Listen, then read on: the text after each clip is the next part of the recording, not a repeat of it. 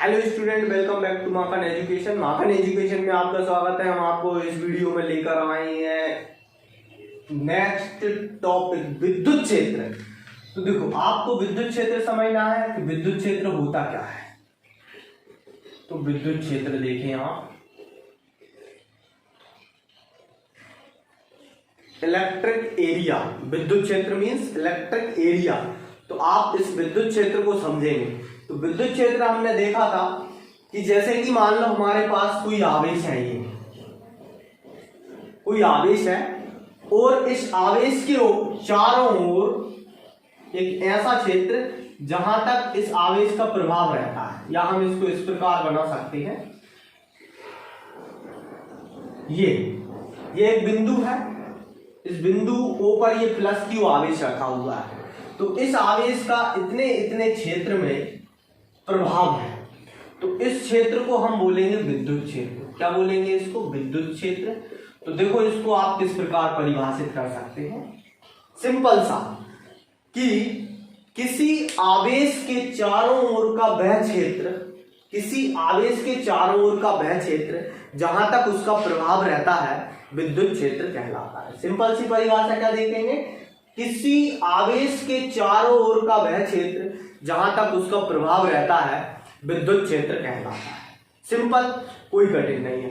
हम इसको इसी प्रकार लिख सकते हैं और ये डायग्राम उसमें बना सकते हैं, नीचे लिख सकते हैं जैसा कि चित्र में दर्शाया गया है। अब देखो, अब आता है आपके पास दूसरा टॉपिक, विद्युत क्षेत्र की तीव्रता। तो हम हेडिंग डालेंगे विद्युत क्षेत्र की तीव्रता। देखो, विद्युत क्षेत्र की तीव्रता हम समझेंगे ये क्या होती है। तो देखो, विद्युत क्षेत्र के कारण जो विद्युत क्षेत्र है, तो अगर हम इस विद्युत क्षेत्र में, ये हमारे पास एक आवेश रखा हुआ है, ये प्लस क्यू आवेश रखा हुआ है ये बिंदु O पर। तो इसके लिए हम इस आवेश के कारण इस विद्युत क्षेत्र में कोई एक आवेश उत्पन्न हो जाता है। तो देखो, इससे मान लो स्मॉल r दूरी पर कोई बिंदु P है, इस P पर ये आवेश उत्पन्न हो जाता है Q0, और इनके मध्य, ये इसके बीच की दूरी हम स्मॉल r मान लेंगे, और इनके मध्य लगने वाला जो बल है वो है स्थिर विद्युत बल कैपिटल F। तो हम इसको किस प्रकार समझ सकते हैं? हम इसकी थ्योरी इस प्रकार लिख सकते हैं, सिंपल सी है, कि माना कि किसी बिंदु O पर प्लस क्यू आवेश रखा है, व इस आवेश के कारण विद्युत क्षेत्र में किसी बिंदु P पर उत्पन्न परीक्षण आवेश Q0 है, वह इन दोनों आवेशों के बीच की दूरी स्मॉल r है, और हम ये लिख सकते हैं इनके मध्य लगने वाला स्थिर विद्युत बल कैपिटल F है। तब हम क्या कर सकते हैं? विद्युत क्षेत्र में रखे परीक्षण आवेश पर कार्य करने वाला बल निकालेंगे। तो हम लिखेंगे कि विद्युत क्षेत्र में रखे परीक्षण आवेश पर कार्य करने वाला बल। तो देखो, परीक्षण आवेश पर कार्य करने वाला बल क्या है, हम उसे देखेंगे। तो बल बराबर पढ़ा है हमने,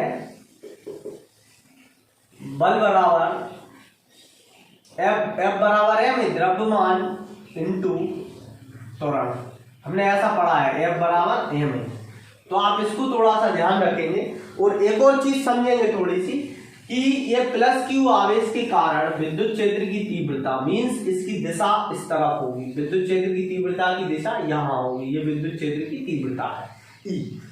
तो आप थोड़ा सा समझें कि विद्युत क्षेत्र की तीव्रता को हम विद्युत क्षेत्र की तीव्रता E से दर्शाते हैं, तो इसलिए हमने इसको E लिखा है। अब समझ लेना, बल निकालेंगे तो बल मतलब F निकालना है। F के स्थान पर देखो, द्रव्यमान के स्थान पर, यहाँ M के स्थान पर क्या है? परीक्षण आवेश। तो हम यहाँ लिख देंगे परीक्षण आवेश Q0 इंटू, अब दूसरी चीज है A मतलब त्वरण के स्थान पर यहाँ क्या है? विद्युत क्षेत्र की तीव्रता। तो हम यहाँ विद्युत क्षेत्र की तीव्रता लिख देंगे।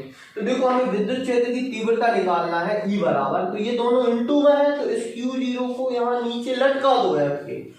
तो F बराबर F बटे Q0 इक्वल टू हो जाएगा E, या हम इसको लिख सकते हैं E बराबर F बटे Q0। F बटे Q0। तो ये हम विद्युत क्षेत्र की तीव्रता को समझ सकते हैं, ये विद्युत क्षेत्र की तीव्रता है। अभी हम थोड़ा सा और देखें, यदि मान लो ये परीक्षण जो आवेश है वो कैसा हो, उसका मान जो है वो 1 कूलाम हो, कैसा हो, एकांक हो। यदि मान लो कि हम परीक्षण आवेश मतलब Q0 इक्वल टू 1 कूलाम रख दें, कूलाम रख दें, तब क्या हो जाएगा, देखें कि E equal to F upon 1, तो इसका मतलब हो जाएगा F बराबर E बराबर F। तो ये इंपॉर्टेंट है। अब इसको देखकर हम विद्युत क्षेत्र की तीव्रता की परिभाषा भी लिख सकते हैं।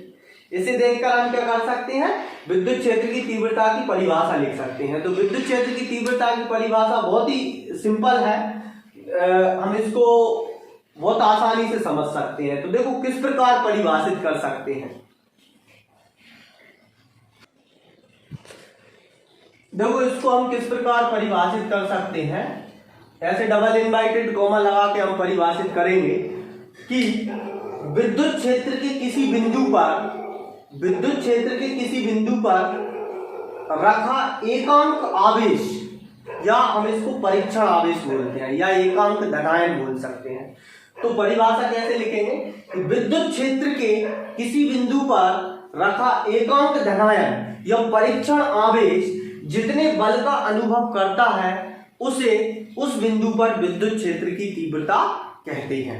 एक बार और सुने आप परिभाषा कि विद्युत क्षेत्र के किसी बिंदु पर रखे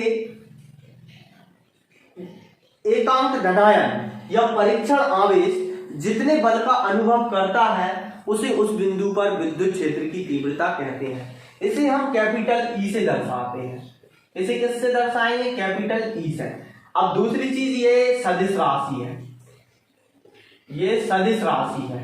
सदिश राशि इसलिए है कि इसमें परिमाण भी है और दिशा भी है, ये इसकी दिशा को दर्शा रहा है। तो इसमें परिमाण भी है और दिशा भी है, इसलिए ये कैसी राशि है, सदिश राशि है। इसे हम कैपिटल ई से दर्शाते हैं। अब हम इसका मात्रक निकालेंगे, तो आप थोड़ा सा मात्रक को समझें। मात्रक को समझने के लिए आप इस सूत्र की ओर देखें। तो इस सूत्र में देखो E बराबर क्या लिखा है, F बटे Q0। तो F बटे Q0 से हम इसका मात्रक निकालेंगे। तो सबसे पहले हम इसे MKS पद्धति में मात्रक निकालेंगे। तो हम लिखेंगे कि E का MKS पद्धति में मात्रक, MKS पद्धति मात्रक क्या हो जाएगा, देखो बल को किस में मापते हैं, न्यूटन में। तो इसको लिख दो न्यूटन बटे आवेश को कूलाम में, तो न्यूटन प्रति कूलाम। न्यूटन प्रति कूलाम क्या कहलाएगा, MKS पद्धति में विद्युत क्षेत्र की तीव्रता का मात्रक। अच्छा, अब हम आपको बता रहे हैं CGS पद्धति में। देखो CGS पद्धति क्या होती है, CGS पद्धति में इसका मात्रक क्या हो जाएगा, देखो न्यूटन है तो सबसे पहली चीज न्यूटन को हम कन्वर्ट करेंगे, तो न्यूटन का क्या होता है, डायन, है ना। हम न्यूटन को क्या लिखेंगे, डायन। तो न्यूटन को हमने CGS में डायन लिखा और कूलाम को हमने स्टेट कूलाम या स्थित कूलाम, स्थित कूलाम को इंग्लिश में स्टेट कूलाम्स बोलते हैं। हम इसे स्टेट कूलाम्स भी लिख सकते हैं, स्टेट कूलाम, या स्टेट कूलाम को शॉर्ट में हम ऐसे S और C भी लिख सकते हैं।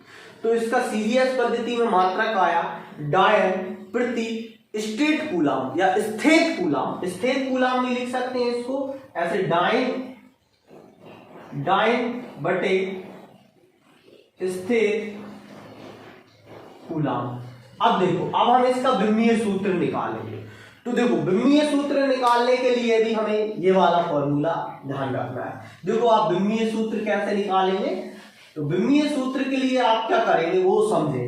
E इक्वल टू ऐसे, E का विमीय सूत्र बटे इक्वल टू F का विमीय सूत्र अपॉन Q0 का विमीय सूत्र। तो इधर समझे जरा क्या लिखेंगे, F का विमीय सूत्र पढ़ा है हमने, ml² t की पावर -2, तो ml² और t की पावर -2। ये बल का विमीय सूत्र बटे आवेश का विमीय सूत्र भी पढ़ा है हमने, AT। अब ये AT को हम ऊपर ले जाएंगे, तो जे m है l² है।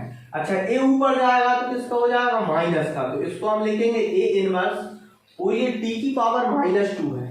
अब ये वाला t जो नीचे वाला है ये ऊपर जाएगा तो किसमें हो जाएगा, माइनस में। तो ये t की पावर -1 और ये t की पावर -2, कुल मिलाकर t की पावर कितना हो जाएगा -3। तो इसे हम लिखेंगे t की पावर -3। मतलब E का विमीय सूत्र कैसे निकालेंगे, इस फॉर्मूले की मदद से, ये ml² A इनवर्स t की पावर -3। तो ये है हमारे पास विद्युत क्षेत्र की तीव्रता। अब नेक्स्ट वीडियो में हम आपको बताएंगे किसी बिंदु आवेश के कारण, जैसे हमारे पास अभी डायग्राम में एक बिंदु था, वो बिंदु आवेश था, तो उस बिंदु आवेश के कारण विद्युत क्षेत्र की तीव्रता, तो हम नेक्स्ट वीडियो में आपको बताएंगे। आप हमारी वीडियो को देखते रहें, हमारे चैनल को सब्सक्राइब करें और हम वीडियो को लाइक करें और शेयर करें। धन्यवाद।